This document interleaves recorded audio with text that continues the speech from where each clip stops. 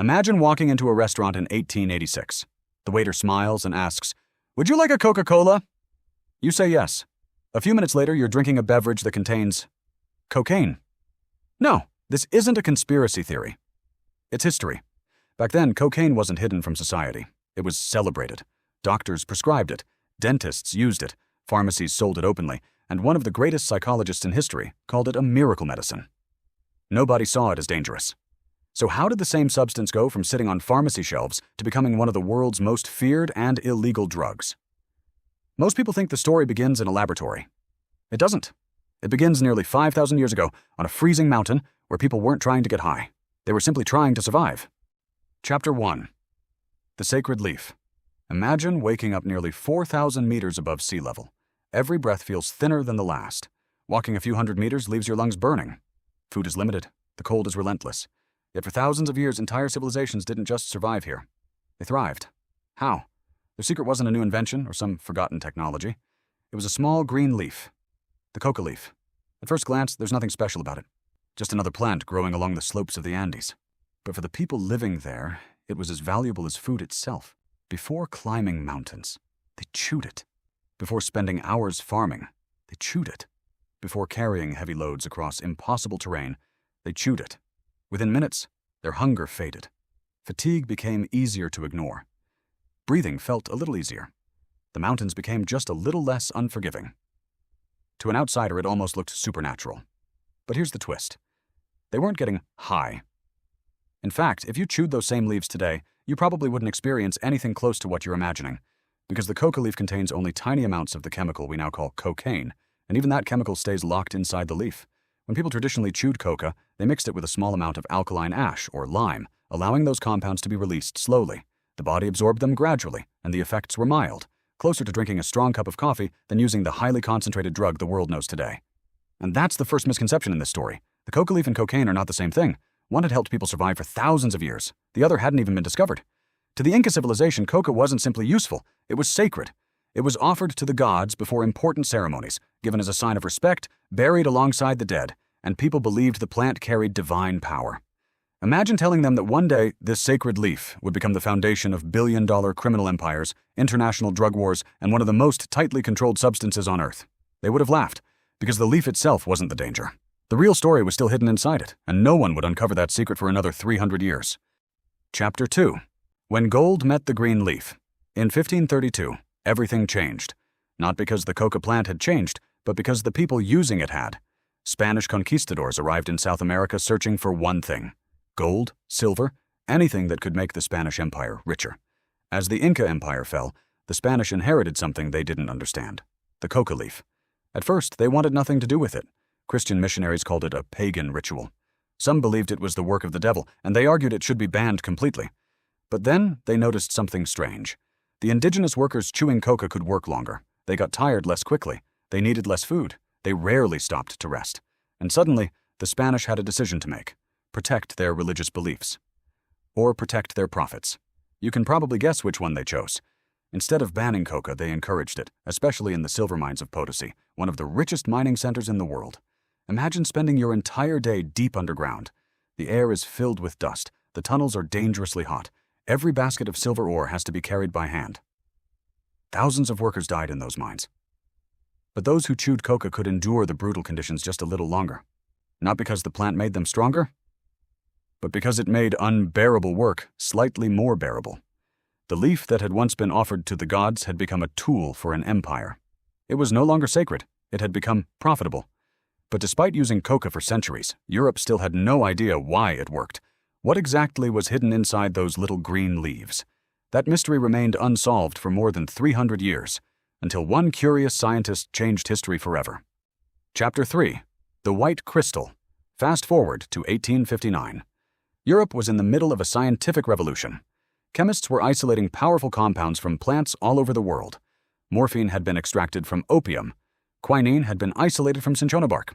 Scientists believed nature was hiding medicines. They simply hadn't found them yet. One plant still puzzled them: coca.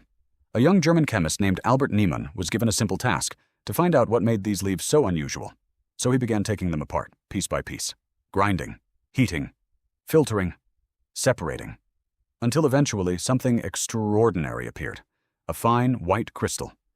Curious, Niemann did what many scientists of his era often did. He tested it on himself. The moment it touched his tongue, something unexpected happened. His mouth went completely numb. Not painful, not unpleasant, just numb. That tiny observation would change medicine forever. For the first time in history, the active compound inside the coca leaf had been isolated. He called it cocaine. At the time, this seemed like nothing short of a miracle. Imagine living in a world where almost every surgery meant unbearable pain, where even removing a tooth could become an agonizing experience. Then suddenly, someone discovers a substance capable of blocking pain itself. To doctors, this wasn't a dangerous drug. It looked like one of the greatest medical breakthroughs of the century. And that excitement was only just beginning.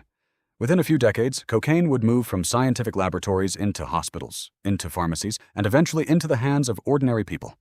No one realized they had just opened a door, one that would become almost impossible to close. Chapter 4. The Miracle That Changed Surgery. For centuries, surgery wasn't just dangerous, it was terrifying. Imagine lying on an operating table in the 1800s with no modern anesthetics and no precise pain relief. If you were lucky, the doctor gave you alcohol. If you were unlucky, someone simply held you down. Operations had to be fast, not because surgeons lacked skill, but because every extra minute meant unbearable pain. Then everything changed. Scientists realized that the white crystal Albert Niemann had isolated could do something extraordinary. It could temporarily block pain, not across the entire body, just in one specific area. That may sound ordinary today. Back then, it was revolutionary. In 1884, an Austrian eye surgeon named Karl Kohler made a discovery that shocked the medical world. He applied a cocaine solution directly to a patient's eye. The tissue became numb. The patient felt almost nothing. For the first time, surgeons could perform delicate eye operations without putting the entire patient unconscious. It was a breakthrough. Within months, the news spread across Europe and America. Dentists adopted it, surgeons embraced it, hospitals rushed to use it, medical journals praised it, doctors believed they had finally found the perfect local anesthetic. And honestly, they weren't completely wrong. Even today, medical-grade cocaine is still used in a few highly specialized nose and throat surgeries because it can both numb tissue and reduce bleeding at the same time. The discovery had genuinely changed medicine, but outside the operating room, something far more dangerous was beginning. Because people started asking a different question. If cocaine could make surgery painless, what else could it do? Chapter 5. When Cocaine Became a Lifestyle. The answer came faster than anyone expected.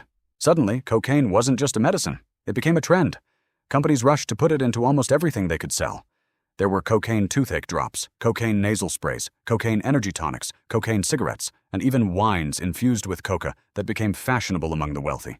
Advertisements promised more energy, a better mood, and sharper thinking. Some products even claimed cocaine could cure exhaustion, depression, or digestive problems. Today, those claims sound unbelievable. Back then, they sounded scientific, because nobody fully understood addiction yet. If doctors recommended it, people assumed it had to be safe. One manufacturer reportedly sold cocaine in more than a dozen different products. It had become one of the hottest ingredients of the late 19th century. And then, one pharmacist created something that would become one of the most recognizable drinks in history. Chapter 6. The Coke Connection. In 1886, a pharmacist from Atlanta named John Pemberton introduced a new soft drink. He called it Coca-Cola. The name itself revealed its two original inspirations, the coca leaf and the cola nut. Early versions of the drink used coca leaf extract, which at the time contained small amounts of cocaine before manufacturing methods changed and the psychoactive cocaine was removed in the early 20th century. Imagine ordering a refreshing soda without realizing one of its ingredients came from the same plant that doctors were calling a miracle medicine. It wasn't considered shocking, it wasn't controversial, it wasn't even unusual. That's how normal cocaine had become. Think about that for a second. Today, hearing the word cocaine immediately brings images of police raids, drug cartels, and organized crime. But in the late 1800s, its image was almost the complete opposite. It represented progress, science, and modern medicine. People genuinely believed the future had arrived. But history has a habit of humbling people, especially when something seems too good to be true. One of the world's greatest thinkers was about to learn that lesson the hard way. Chapter 7. Freud's Big Mistake. Long before Sigmund Freud became famous for psychoanalysis, he was fascinated by cocaine. To him, it looked like a medical miracle waiting to happen. He believed it could treat depression, fight fatigue, and even help people overcome morphine addiction. Convinced he had discovered something extraordinary, Freud published a paper praising cocaine's potential. His enthusiasm influenced doctors across Europe. For a while, it seemed he might be right. But reality had a different plan. Patients who used cocaine to escape one addiction often developed another. The cure had quietly become a new disease. Even Freud eventually recognized that he had badly underestimated its risks. It was one of the biggest mistakes of his medical career. By the end of the 19th century, the first cracks in cocaine's perfect reputation had begun to appear. Doctors everywhere started noticing the same disturbing pattern. The miracle medicine was creating patients who couldn't stop taking it. And that discovery would change everything. Chapter 8. When the miracle turned against us. For years, cocaine had been treated like a miracle. Doctors trusted it. Scientists celebrated it. The public embraced it. But slowly, the miracle began to crack. At first, the warning signs were easy to ignore. Some patients kept asking for more. Doctors assumed they simply liked the feeling. Then the cases became harder to explain.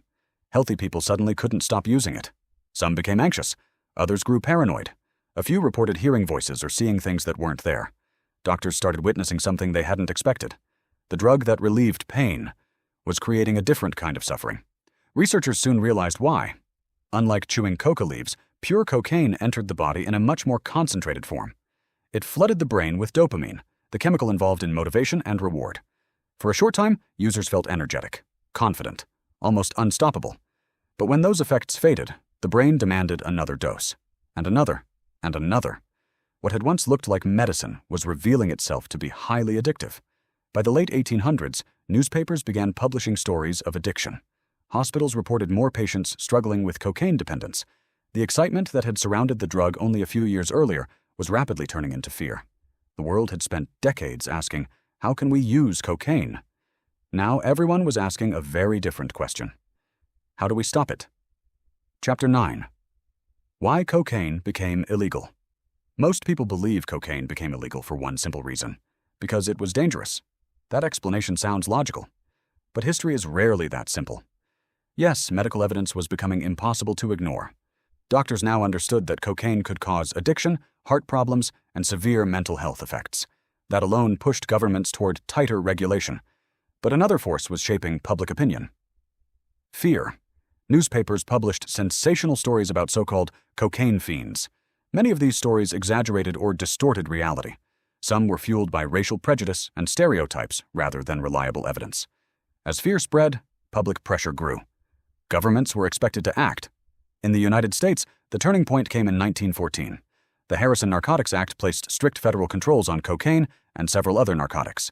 It didn't ban cocaine overnight, but it marked the beginning of the end of its everyday medical and commercial use. Over the following decades, country after country introduced similar restrictions. Pharmacies stopped selling it freely. Manufacturers removed it from consumer products. The miracle medicine had officially become a controlled substance. Most people assumed that would end the story. It didn't, because making something illegal doesn't automatically make people stop wanting it. It simply changes who supplies it. Chapter 10. The Empire of the Cartels. When legitimate pharmaceutical companies stepped away, someone else stepped in. Criminal organizations. They saw something governments couldn't eliminate: demand. As long as millions of people wanted cocaine, someone would find a way to sell it. By the 1970s, large trafficking networks had emerged across South America. What had once been a respected pharmaceutical product was now being produced and transported through an underground economy worth billions. Then came the 1980s. A cheaper, smokable form known as crack cocaine spread rapidly through parts of the United States. Its intense effects and low price accelerated addiction in many communities. Violence increased. Governments launched aggressive anti-drug campaigns. The media called it the war on drugs. Law enforcement intensified. Prisons filled. Yet despite decades of enforcement, the global cocaine trade never disappeared. The story had come full circle. A plant once used to survive mountain life had become the center of one of the largest illegal industries in modern history. Conclusion. The two sides of discovery. Today, when you hear the word cocaine, you probably picture crime, cartels, police raids, and addiction. But that's only the final chapter. Long before any of that, it was a sacred leaf. For thousands of years, people in the Andes used coca to survive harsh mountains. Then scientists isolated one remarkable compound from it and changed medicine forever. That same discovery made surgeries safer, helped doctors treat patients in ways that had never been possible, and pushed medical science forward. But somewhere along the way, the line between medicine and misuse disappeared. The plant never declared war on humanity. It never built criminal empires. It never chose addiction. People did. The history of cocaine isn't just the story of one drug. It's the story of how every powerful discovery carries two possibilities. In the right hands, it can heal. In the wrong hands, it can reshape the world in ways no one ever imagined. And perhaps that's the most important lesson of all. The most dangerous discoveries aren't always the ones we create.